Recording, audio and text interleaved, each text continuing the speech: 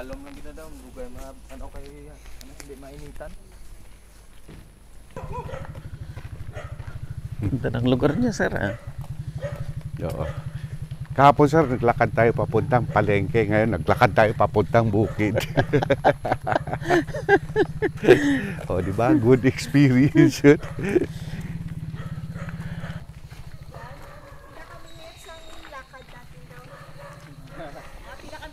Mga 5 minutes lang ang 2 hours. Yun kung mabilis ka, sir.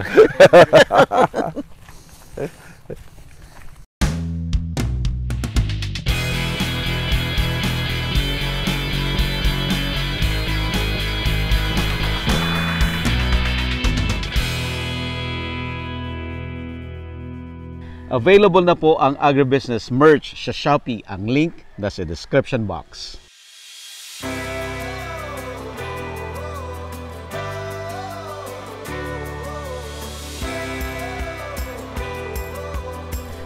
Okay, sir, bigyan mo kami ng backgrounder. Okay. Doon sa farm na pupuntahan natin. Ito. Okay. Itong farm na pupuntahan natin, isa sila sa pinakaunang farms na who partnered with the West Visayas State University doon sa ating Darag Breed Development Project. Nag-participate sila kasi gusto rin yun ng project na i-test yung adaptability ng bagong develop na na genetic line sa field. So since then, tinutuloy-tuloy nila.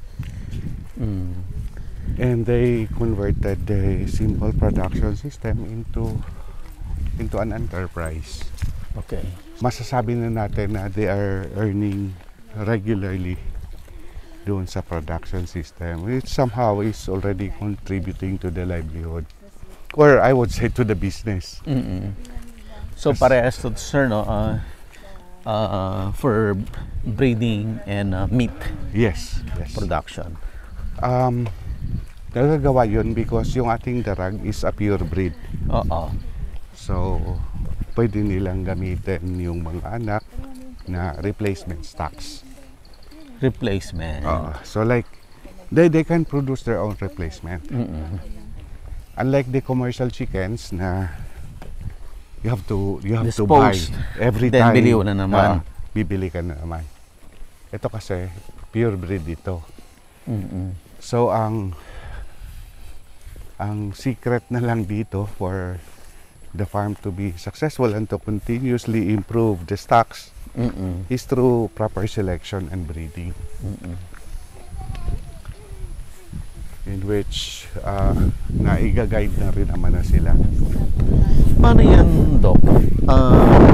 While ongoing yung business niya, tuloy-tuloy yung selection niya? Oh. Kasi diba, pag nagpo-produce ka, so you would have a number of breeders that you use to produce the chickens that you're going to sell or you're going to slaughter.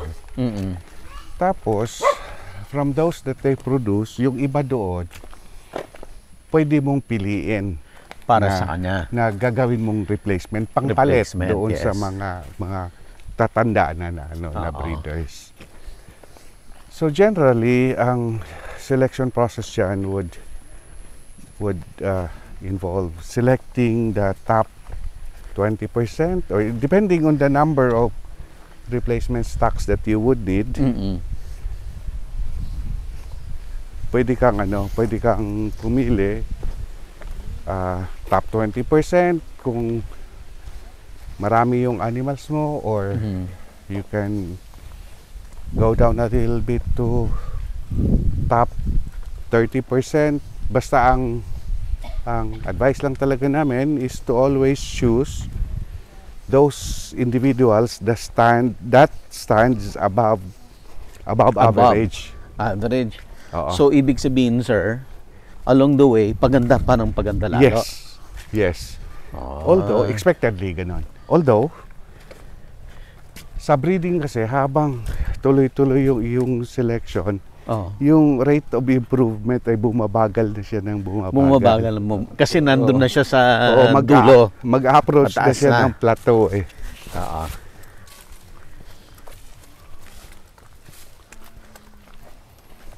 But we are hoping na we will be achieving better selection efficiency in breeding if we will be able to use the molecular markers, DNA selection Oh, talaga? in the drug. At the moment, meron tayong research project na pinupunduhan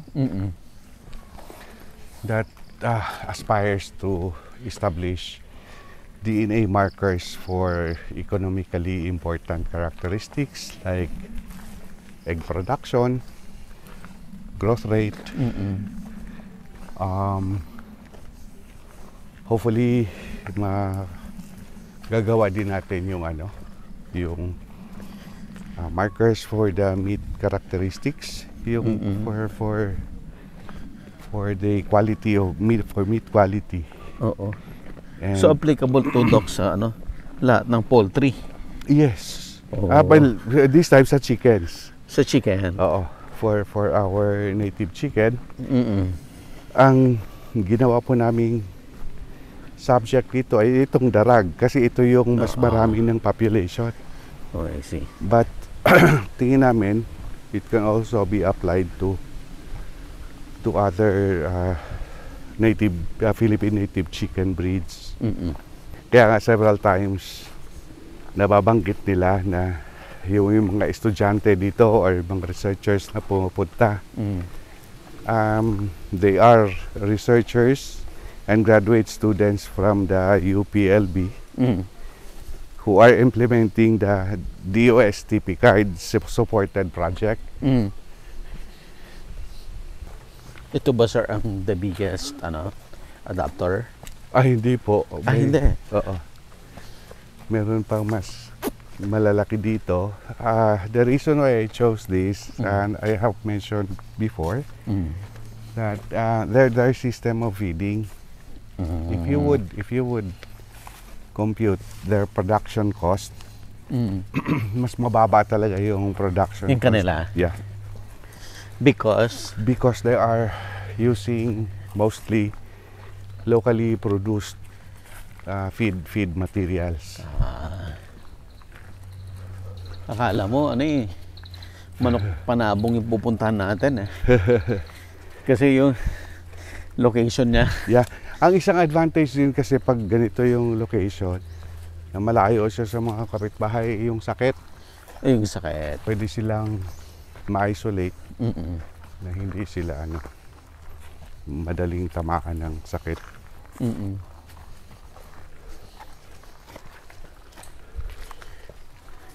Layo Sabi ko ka sa iyo 10 minutes and 2 hours.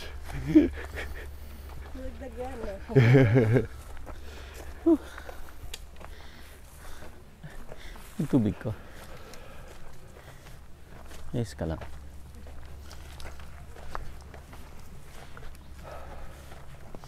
Tsaka nararamdaman mo ba sir na pag mga ganitong lugar, parang ang linis-linis ng hangin na hinihinga mo, Oo.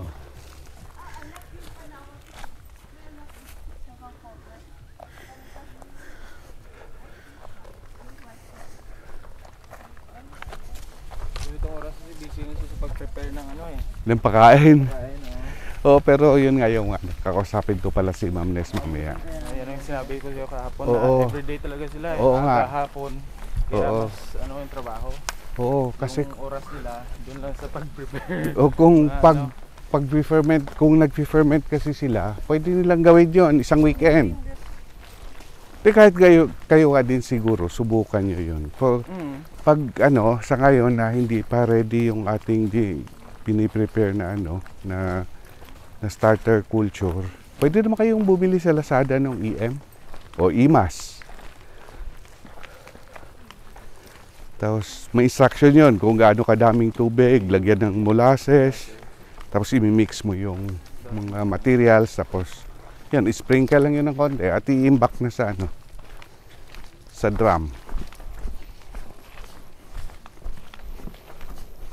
Pag sa mga pang slaughter, ginagamit ko more on coconut. Okay. Pero pag breeders, medyo ano lang, corn. Okay. Pag corn, yung grains. Yes. O huwag mong i-ferment yun. Idagdag mo na lang siya pag ipapakain na. Kasi masasayang yon dahil digestible kasi yung yung starch ng corn, ng chicken. Kung isasama mo siya sa fermentation, yung bacteria lang yung uubos noong digestible starch na yon. Yun namang paglalagay natin ng molasses sa fermentation ay lang yun, pagkain ng bacteria para dumami sila. Yung molasses. Opo. Papakainin natin sila para dumami sila, tapos yun, magiging efficient yung kanilang fermentation. Ayan na. Yan na ba? Oo, ito na. Ay. Nakarating din. Natutuwa si Sir Buddy na. Nakarating din. Hi, Ma'am Nes! Good morning! Okay lang po. Kumusta na po, ma'am? Ito, Ha? farmer gihapon. Ay, napakagandang farmer naman yan. O talagang ma'am ha? Tinututuhanan mo na to? Kasi dito na kami, nag-change residence ako. Walang tao sa lides ko, sa bahay ko doon. Ah, ganon. Dito na kami. Okay. So, ayan, ito na. Ma'am Lad, Moreno Farm. Home of the rug. Native suga ako chicken. tumida na sa lakyan ay. Ay, Ma'am Nes, hindi mo naman siguro ipapakain din sa manok itong mga saging na Pinapakain yan kung hindi makain ng tao. Pinapakain talaga. Pati yung papaya. Yung papaya talaga eh. Ayan, ganito yung kanilang feed. So, gumagawa sila ng sarili nilang feeds. Yes, sir. And mostly, materials that they pick from. They have their kamuting kahoy. Oh. Ito yung kamuting kahoy. Kape muna. O kung gusto nyo, Yes, ma'am. mag-almusal na. Kape muna, ma'am. Hindi ko tatanggihan yan. So, talagang dito sila nakatira. Yeah, they have a house in Iloilo City Oo. before. Tapos pupunta lang siya dito occasionally and they have the farm here. Pero ngayon pala, Dito na siya. Dito na talaga sila Yung nakatira. husband niya, nag-retire na si Mano na 2 years na. Ah, okay. Si Mano husband, so dito na sila. Kaya dito na sila. Sila na. Oo. Iba. Oo. Kasi the last time na pumunta kami dito, wala pa ito eh. 2019. Before pandemic. Before. Ito talagang sinusuot ko pag nasa farm ha. May medyas. Naka-long sleeves. May, hi ma'am! Hi, good morning! Ako nga pala si Oscar Moreno, ng asawa ni Agnes Moreno na may-ari ng Darag Native Chicken La Granja de Moreno. Okay. Dito sa Sitio Kamulong, Maabay, Guimaras. Okay. Sir, ma'am, matagal na ho ba kayong nagdadarag? We started 2013. 2013. Mhm. Kahit wala pang padaba, nagdadarag na ako. Nauna na. Yes. Wala pa yung organization ninyo. Yes, wala pang padaba, nagdadarag na ako. Oo. So, dito na sa farm na ito? Yes, yes. Pero before, sir, hindi kami nagsistay dito. Papunta-punta lang. So, dati kayo ay nakatira sa... May Sa, tiker-tiker lang. sa city. Sa city, sa Yes, Iloilo? Iloilo, yes, we have house there. Okay. So, bisita lang dito? Yes. Noong time na yon, gaano kayo kadalas pumupunta dito sa farm? Every 2 weeks. Every 2 weeks lang? Yes, every 2 weeks mag-stay dito overnight, pauwi. Uwi na Ano, naman. magano, Di para kayong turista. Pero Okay. yung bakasyonan lang. business Ah. hindi maganda. Hindi maganda. Yes, Okay. kasi caretaker lang eh. Sige ma'am, can you elaborate? Bakit hindi maganda kung caretaker lang ang nasa farm? Kasi kung caretaker lang, siyempre hindi sa kanila yung farm. May sweldo lang sila. So bahala na kung mamatay, kung anong mangyari sa manok mo, basta may sweldo sila pagkatapusan ng buwan. So we decided na dito na magstay. Nag-change residence na talaga kami, dito na kami Dito na nagbubuto. kayo talaga. Yes. Dito Okay. So, kailan kayo nag-decide na dito na kayo titira? na. 2 years ago. 3 years. Mga 3 years na. 3 years. Okay. Ito nang retired na si Sir sa barko. Yes. Kasi 2 years na ako nag-retire. 2 years na. 2021. Oo, 2023. okay. 2 years. Sir, kwento mo naman, sir, yung ano ang trabaho mo sa barko?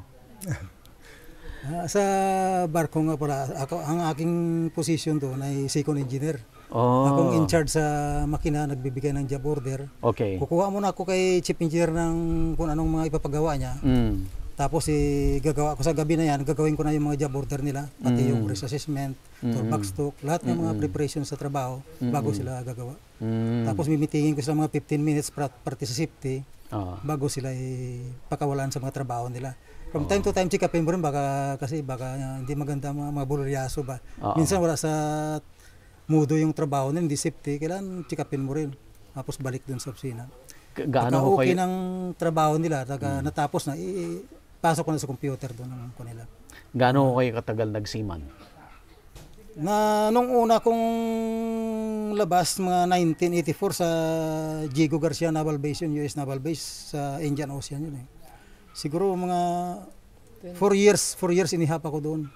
Nag-decide na ako lumipat sa running vessel kasi doon lang kayo sa base eh. Pag dumating yung aircraft carrier ng Amerikano, si service kayo doon, parang piyesta din kasi ang aircraft carrier mga 6,000 ang crew. Tapos kasama pa yung mga escort nila, mga dusid, ang dami kasi isla. Kasi ang isla na yan, ang Diego Garcia na yan, parang Gimaras lang kalaki yun, maliit lang. Kaya masikip sa Indian Ocean po yan. Indian Ocean, gitna ng Indian Ocean. Parang ano nga doon, parang nakulong kayo, parang Alcatraz ba. Tapos pagka lumindol po doon, ang lindol doon, ganyan, hindi ganyan. Sa atin, ganito, doon ang paganyan. Kaya yung iba, hindi na bumabalik doon. Kasi yung Diego Garcia na yan, yung underwater volcano yun eh. Na inano ng develop ng British sa Amerikano. Kasi pinaka-defensive ko nila yan sa malapit sa Middle East. Oo. Kaya may naka-standby doon eh. All in all, gaano kayo katagal nag-abroad, sir? From 1984 up to 2021, no? Matagal. Matagal. Ikuan mo dyan, i-calculator mo Minus ng bakasyon mga.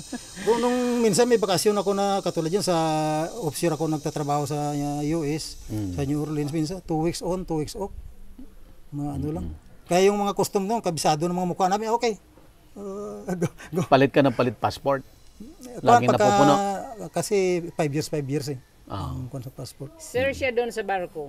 Dito, ako naman yung kapitan. Dito. Yes. Okay. I am the boss. May chicken din. Alam, pakita mo, chicken din yung linuto nila. That is crispy. Crispy chicken. Ito adobo to. Yung isa, yung sa kapirula. Pinula yan. Kasi may Lahat po chicken, ma'am. Lahat darag yan. Lahat darag. Ito ma'am, binaon ko pa yung nilagang saging kahapon. Galing kay Ma'am May. Ano pa yung libas? Yung dahon na maasim. Yung kahoy yan, yung dahon. Na maasim. Medyo masim-asim. Pakita mo, Ella. Tikim mo ito. Ito yung libas. Oh, that's libas. That's libas. Oh, sir. Oh, ito. Kakainin din niya? Kakainin niya yung ano ng saging. Pero tatad na rin. Yes, dito na siya. Sayang. Kain na. Yan sir, hindi na ako nahihiya dito Yes, sir. eh. Apo. Kasi, This second home.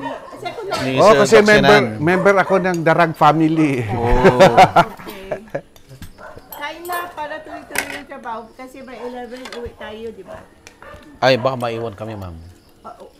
Hindi namin kakayanin. Hindi namin kakayanin. 11. Wala, ang mga kwan. madugay, bilin na. At idulong nang ima sa kailang kami ruroy. Tapos balik.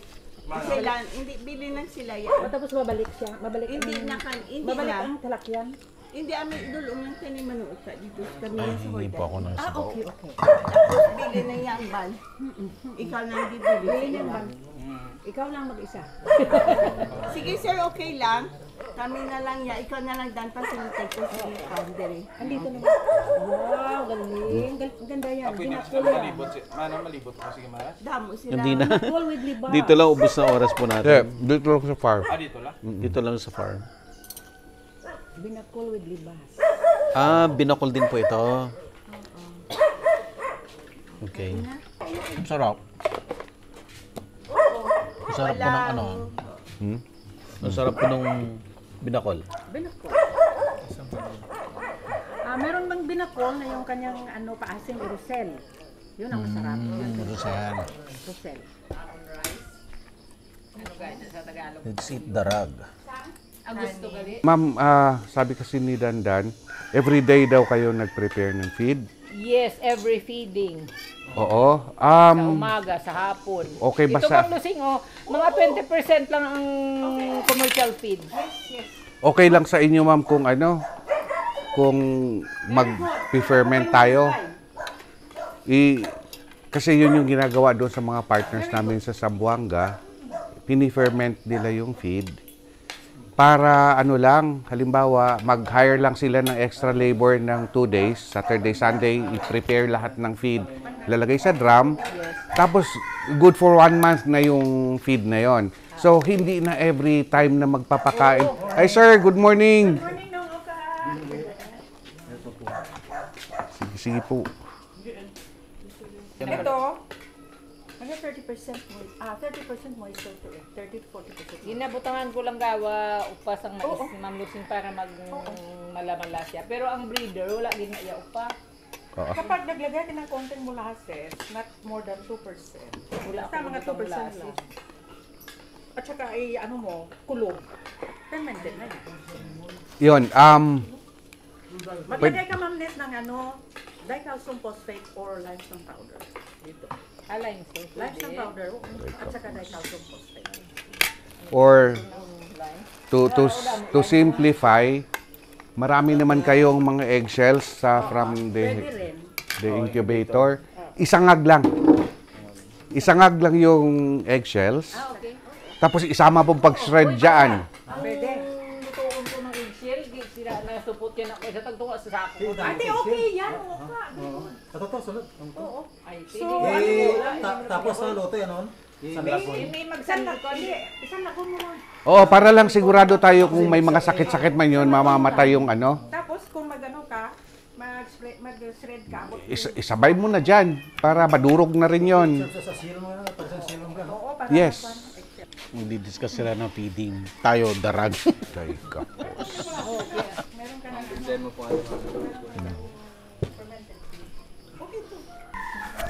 Kailangan lang natin ay drum or kung meron kayong mga drum na ganyan, kailangan lang natin yung plastic na kahit yung garbage bag na itim.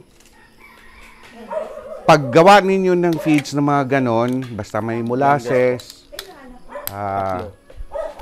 mimix, tapos pag medyo basa, basta ang palatandaan dyan, ma'am, hahawakan yung pipigain. Pag may tutulo pa na tubig, dagdagan ng darak.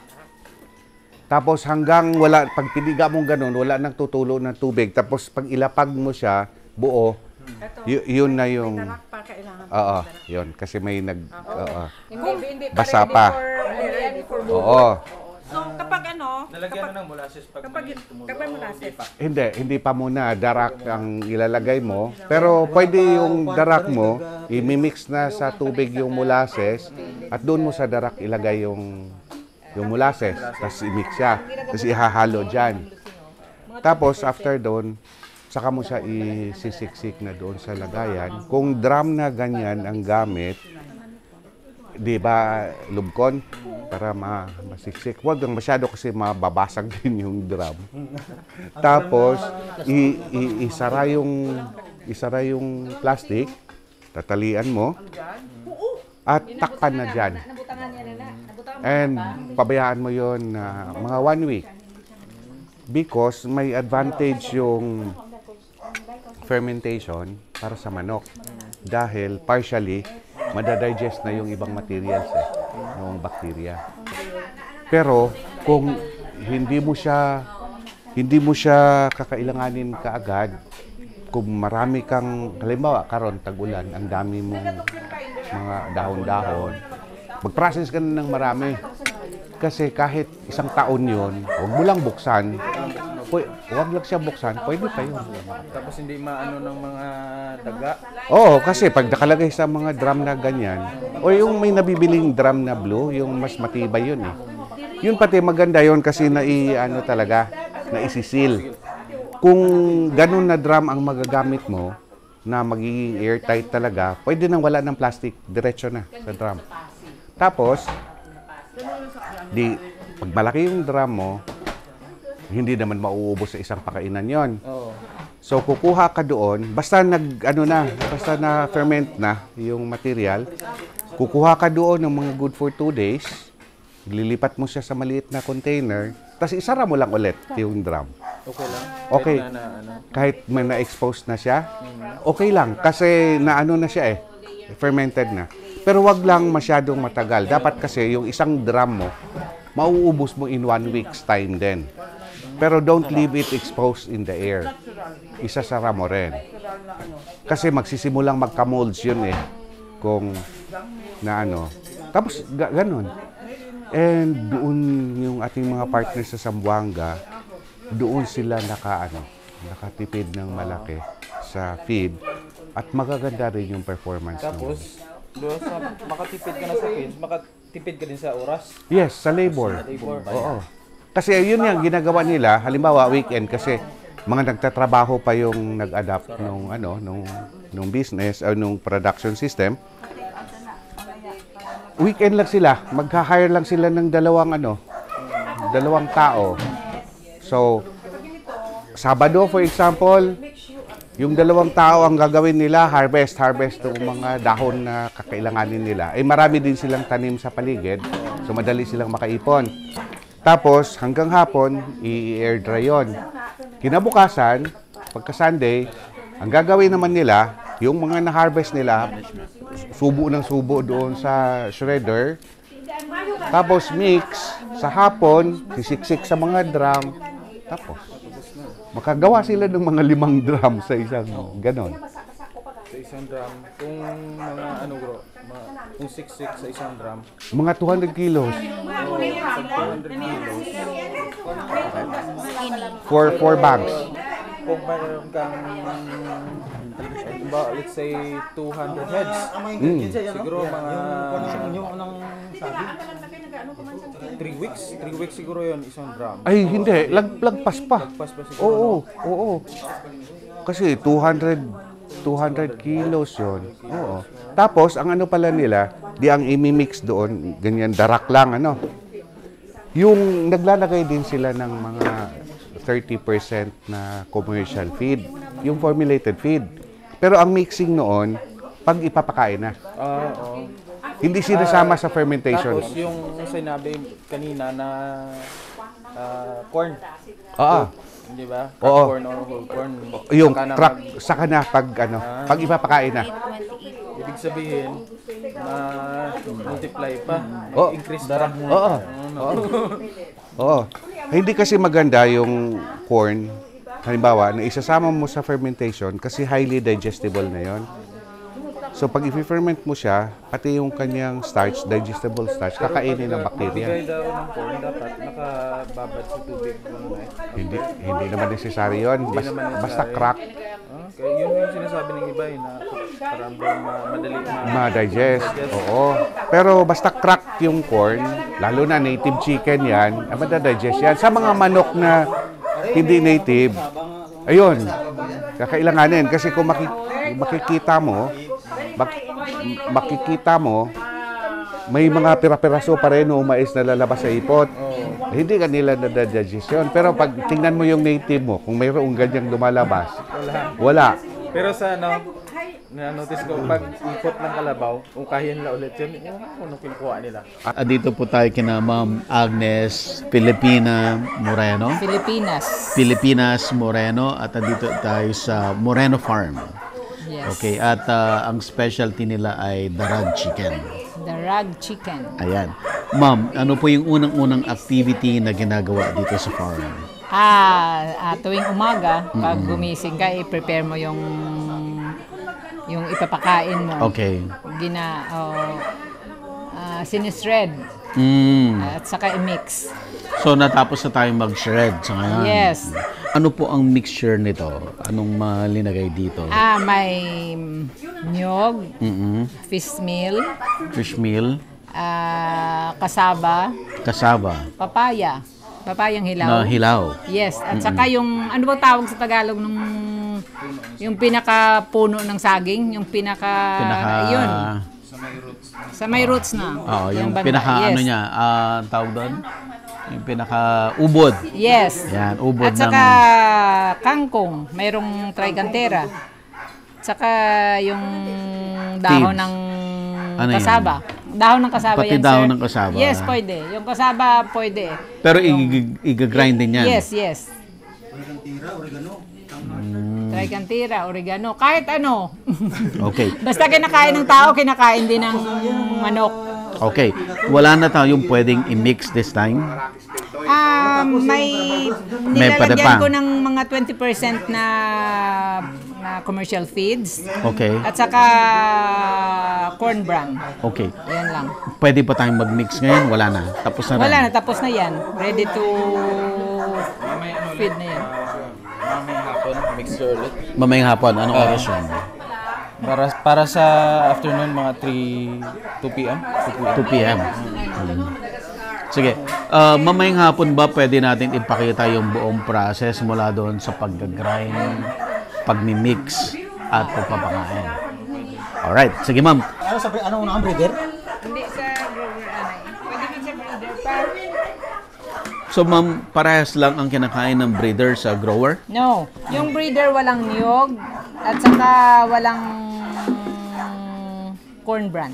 Ito yan. Yes. So, ito yung para sa breeder. Yes. So, Yan mas para sa marami chicks. kayong grower kaysa sa breeder? Yes, oo. Kasi yung breeder ko sa ngayon, konti lang, mga 60 lang. Okay. Ilan po yung buong population, ma'am, Sa ngayon, ng farm? including the chicks, Aha. everything. Mhm. Siguro sa ano lang sa ngayon, mga 750. Mga ganun lang. Balik kasi before, marami akong breeder. So, marami din akong grower. Sa, Ganun lang yan. ganun lang yun, yes. magka-match lang yan. Gusto ko sana padabihin din yung breeder kasi kaya lang mahirap, walang ipapakain. Kasi before the pandemic, yung breeder ko is around 280 heads. Before pandemic. Yes. So, walang problema kasi marami. Pwede mong ibenta yung itlog, pwede mong ibenta yung chicks, pwede mong ibenta yung slaughtered. Yun. Marami. Sa ngayon, kahit maraming demand, kaya lang wala akong ibibinta. Kasi maliit lang, kunti lang yung breeder ko, yun lang. Ayun yung ibalik doon sa dati before. Gusto ko talaga ibalik. Kaya lang pakunti. Konti-konti Kasi lang. yung pag maliit yung pag kunti lang yung breeder mo, kunti din yung itlog, kunti din yung ano mo, yung chicks. Pero gaano nyo katagal in-accumulate yung 280 breeders? Madali lang siguro, mga 2 years. 2 years. In 2 years time, ma'am, di ganun nakaulit. Kasi alam mo, sir, kasi pag marami yung breeders mo, kailangan may pundukan talagang pera. Before may barko. Yung mister ko sa barko, walang problema mo. Kahit hindi ka magbibinta ng ano mo, may pera ka. Okay May lang, pera. may bibili ka ng ano. Ngayon, kung ano lang yung income, yun lang ang ginagamit. So, parang masaya rin ako kasi alam kong mabubuhay ako sa dito. Kaya kayong buhayin. Yes, kahit wala ng barko. Kahit wala ng barko, kahit wala ng ano, mabubuhay kami dito.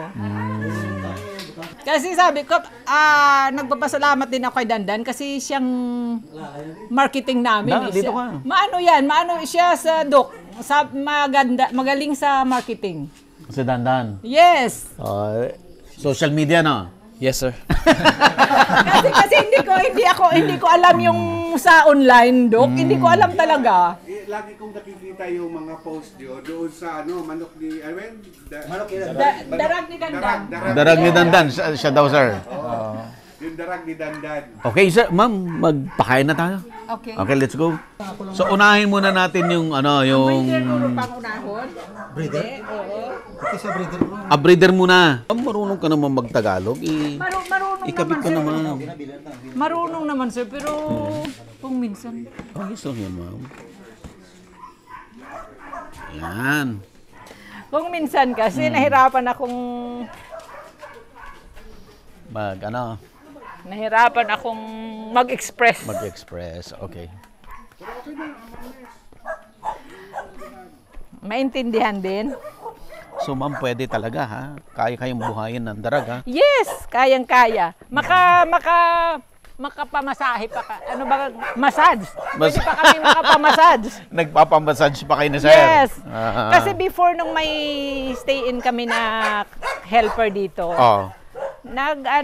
pumupunta kami sa city, mag-overnight, pamassage. Yun. Ma'am, ikwento nyo nga ang buhay ng mag-asawa na magkalayo. Ay, Diyos ko, napakahirap kung malayo ang asawa mo kasi ikaw yung nanay, ikaw yung tatay. Hindi lahat na problema ma-relate mo sa kanya. Ikaw magsusulbar. Kasi iba ang buhay sa barko eh. Sabi ko, pag tumanda ako, ano kayang pupunta namin?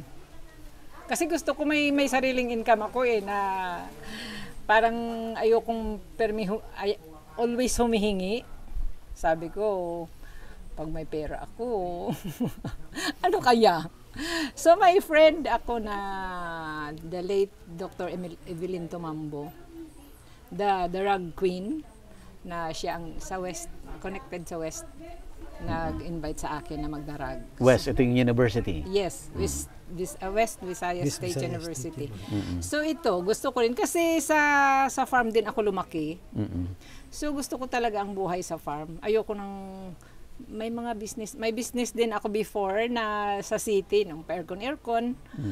Hindi ako hiyang, sir. Gusto ko talaga dito. Gusto kong gumising ng umaga. Ganito. Yes. Gusto ko talaga ito. Itong buhay na itong gusto ko. So I'm very happy. Sabi nyo, hindi pa popular ang darag, ay nagdadarag ka na. Yes. Okay. Anong taon yun, ma'am? 2013. Yes. Okay. So, nung inumpisahan mo yung darag, si Sir na sa abroad. Yes. Sabi mo, pwede kang magpalaki ng farm kasi may pera. Yes. Kahit may sales ka o wala, pwede ka makabili ng feeds, ng pagkain ng manok. Pero sa ngayon, we just depend on what we... Yes, sa sales namin. Pero mabuhay rin pala kami. Kahit pa paano may sales din kami weekly. Mabuhay rin pala kami, sir, sa income ng darag. Total, dalawa man lang kami. Ano pong nagbago nung full-time na kayo parehas dito sa farm? Nagbawas ng gastos? Paano ba? Naging simpleng buhay? Simpleng buhay. Kasi before, sir, maraming mortality yung mga manok. Nung sa caretaker pa lang, nung papunta-punta pa na ako dito. Pero nang nag-hands-on talaga kami, dito na kami nakatira. So, alam na namin kung paano i-take care na walang mortality. O may mortality man, very minimal. Yes. So, yung personal na life nyo naman, ano yan? Wala ng spaghetti, wala ng pasta, Kung sa akin lang pizza. maganda dito sa farm kasi exercise mo sa katawan to eh. Kasi dati itong tuhod ko masakit to, hindi ko nga kahit yung pilapil na hindi ako makakyat eh. Ngayon okay na, kahit patakbo lang ako. Kasi nasanay sa exercise siguro diyan sa sa up and down diyan sa sapa diyan. Na-mention niyo, ma'am, na dati may sakit si Sir, tapos ngayon? Yes, nung sa barko si Mr. Sepa. marami siyang maintenance na dinadala sa, siyempre may 4 na buwan. Sa 4 na buwan, kailangan may maintenance siya na sufficient na good for that month. Pero nang nag-stop siya sa barko dito na kami nakatira, after a year, pinastop ng doktor yung lahat na maintenance niya kasi normal na lahat yung ano niya.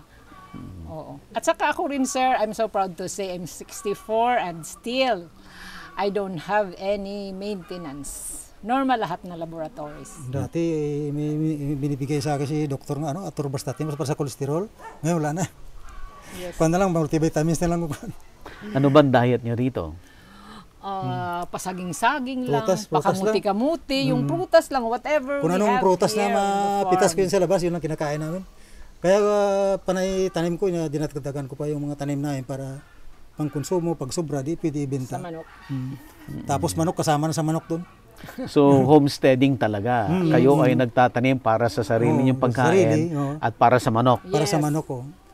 Katulad yan, itong langka namin, minsan pag naghinog sabay-sabay, 5, 6, so hindi umubos kain eh. Kaya, Sa manok lang. Sinasabit ko lang doon sa bahay ng manok, yung saba, ganun din. Makakuha ako mga 3, pag hinog na, isasabit ko lang sa loob, nagagawan sila. Yun ang, pati manok, makatikim pa ng, produkto ng, So, kumusta? Walang gastos? hindi masyadong pwede. Minus gastos kasi pag may mga prutas ka dito, may mga pagkain na hindi mo naman binibili, kung binibili mo edi dagdag pa sa expenses 'yon. Pero kung sa sarili mong dito lang walang gastos. Example yung papaya, kasama din 'yun sa Rambutan. ano Ba yun? lahat lang. Marang. Saging. Yung Jackfruit, yung langka. So, ilang percent ang gastos niyo sa pagkain, ilang percent ang libre? Siguro mga almost a half, sir. Half. Almost a half, yes. Kasi yung nagmi-mix kami, yung binibili lang yung isda, yung fish meal. Ismail. At saka naglalagay din kami ng commercial feeds pero 20% lang. So siguro almost 50% talaga yung free. Okay. Yung 50% na natipid ninyo, it translate to income ho ba yun? Yes. Pangmasahe nga pangpamasahe. May pang-pamper. Yes, oo. Saan po tayo? Breeder muna. Mag-ano muna yung yung yung ano. Nalagyan ko na to kanina. Nalagyan ko na to kanina. Nalagyan ko na kanina. Kunti lang pero basa. Okay So, pwede lang. yan. Pwede na. Safe na to yan, ma'am. Oh, yes. Okay. Kailangan talaga kasi mayroon eh. So, Kasi, importante ito. yes, very important. Biosecurity. Yes. Okay.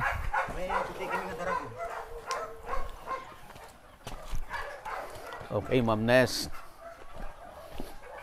Hindi maganda ang mga breeder ko sa ngayon kasi molting. Okay. Basta molting, hindi sila maganda. Oh, I see. Abidan.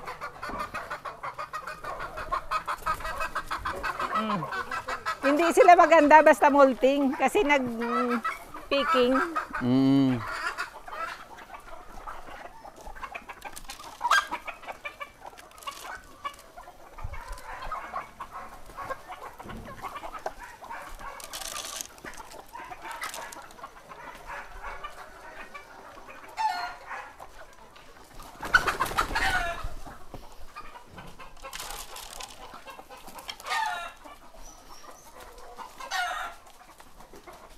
Kain na kayo. Puro breeders to lahat, ma'am. Yes. Ito, ano ba yung tawag sa Tagalog? Yung naglilimlim yun. Naglilimlim. Yes, May so, itlog. Oo, katatapos lang mangitlog, so kailangan i-confine siya para bumalik ka agad na mangitlog. Gaano kalaki itong range? Itong area na sa breeder, ewan ko, anong area nito? Hindi ko alam, sir.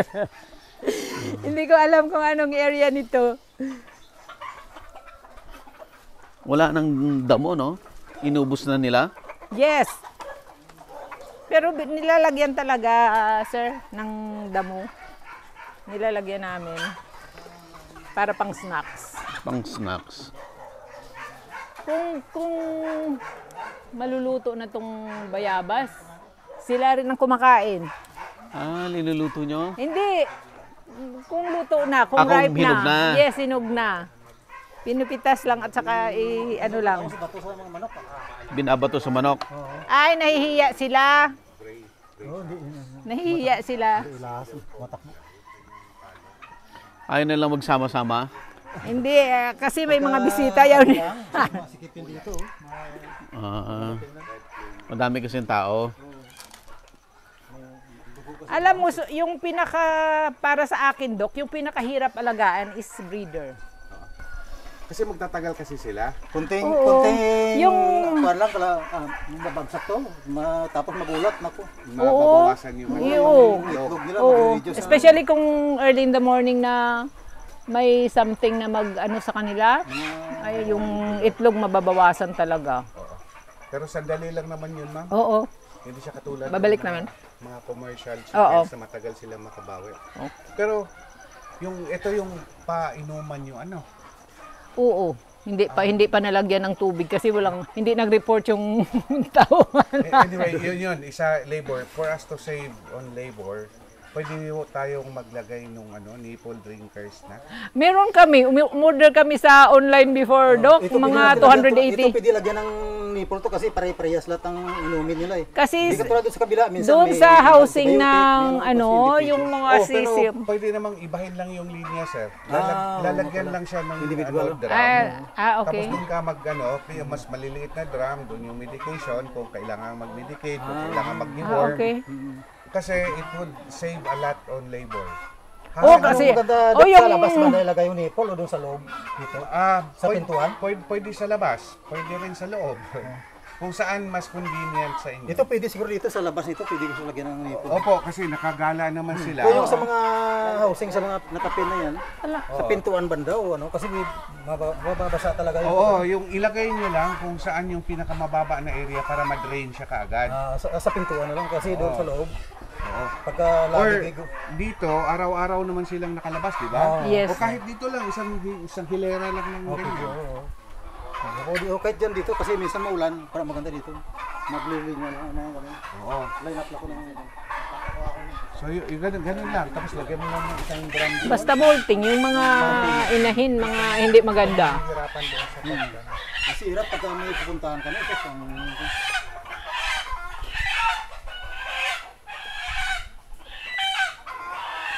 So halimbawa, ngayong season na ito, pumili kayo dyan ng mga gandang hens, at siguro mga 10 lang. Kasi kukunti din lang naman yung replacement na kakailangan ninyo.